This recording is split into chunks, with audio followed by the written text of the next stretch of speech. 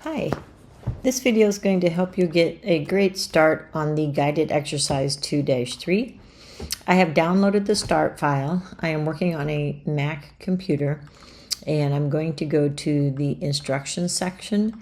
And this particular exercise is going to have us review named cell ranges, which is a really cool feature because instead of having to type like individual cell numbers or cell references like B5, you can actually use the name of what you are wanting to reference.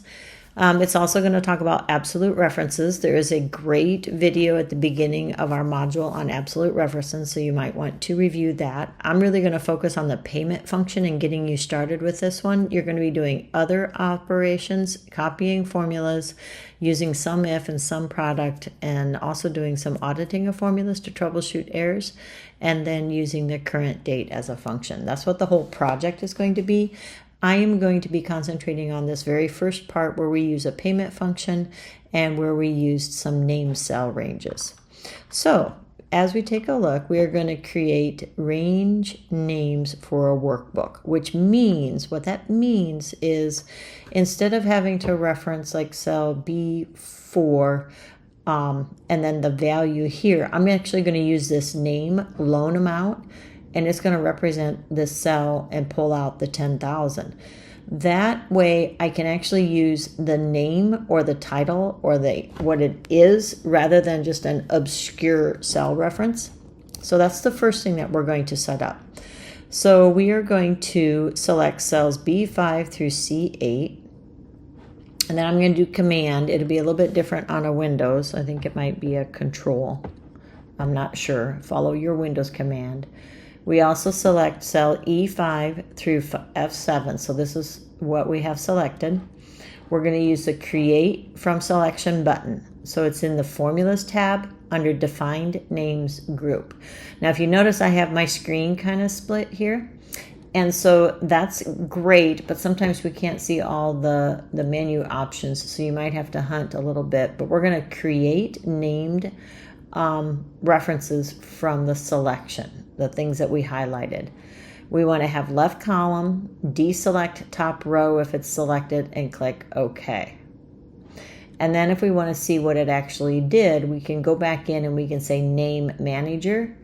And what's happening now is it's telling us it's going to use the name loan amount, and whenever you use loan amount, it's going to refer to $10,000 in this case, or whatever is in that particular cell. Loan term has a value of 5, and etc. The rate has a value of 4.5. So I can use these words or these names instead of the cell C7 as an example. And or if I click on cell C7, it's going to use the name of what that is. So it makes using formulas a little bit more intuitive. We're going to close that window now. And then we are done. We're through step G. Now, sometimes I don't click all of these. I just click the last one. So then that's my indicator that, okay, I'm done with step 2. That's just another little efficiency trick.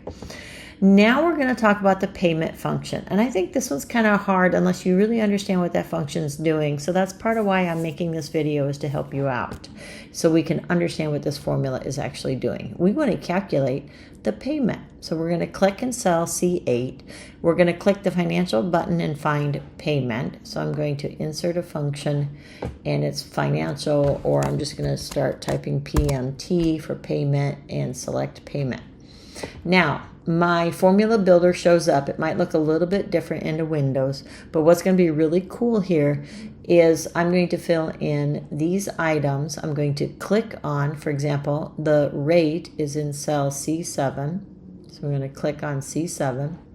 And notice it puts the word rate in there, but remember we just saw that rate was assigned this value of 4.5% or 0.045. So what's happening is we're calculating a loan payment. So we have the loan rate. The N per is the number of payments. And then it's also going to be, and so in the N per, well, let me back up.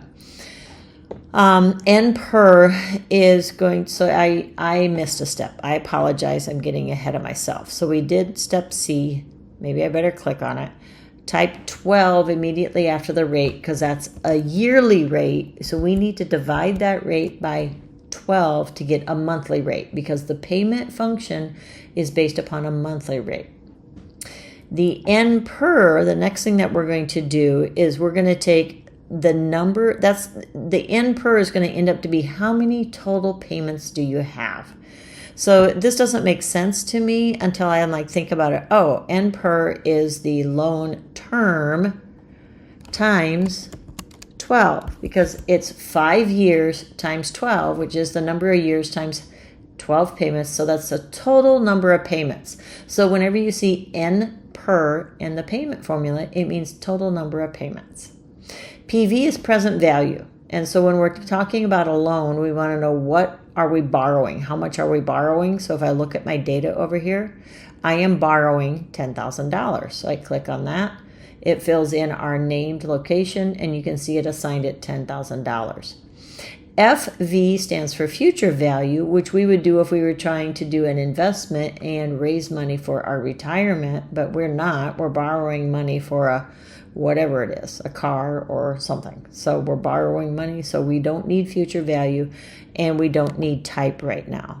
So we are down to step J right now.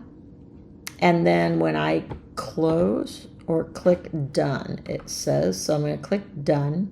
The other thing I forgot to mention is a lot of times there are these helper boxes that pop up that tell you a little bit about what the formula is. And so what I'm doing verbally, you can also look at here on the screen, but I thought it might help you guys to at least do this once.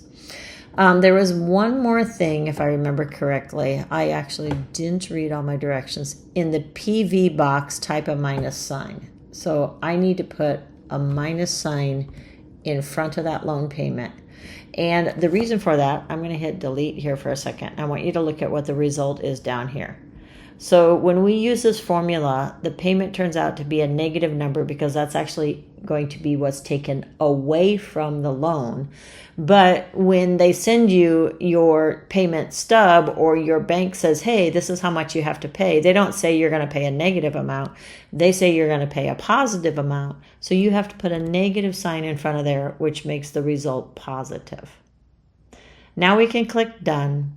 Now I'm pretty confident that I've got everything correct because the last thing that it tells me here and kind of shows me or says is you should have 186.43.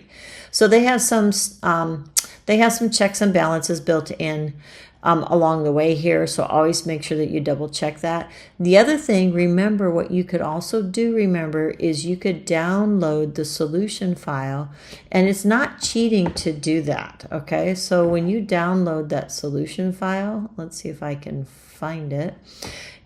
This is what it looks like. And so you can see, oh, I'm supposed to have that value there, 186.43, 186.43. So use that solution file in order to help you get the most points out of your assignment.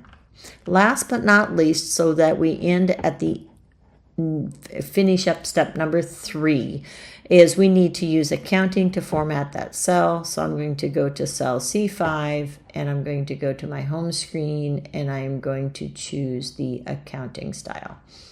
And now I can select box K and I am done through step 3. That should get you started on this Excel-2 guided 2-3 exercise. Good luck and reach out if you guys need some help with this chapter.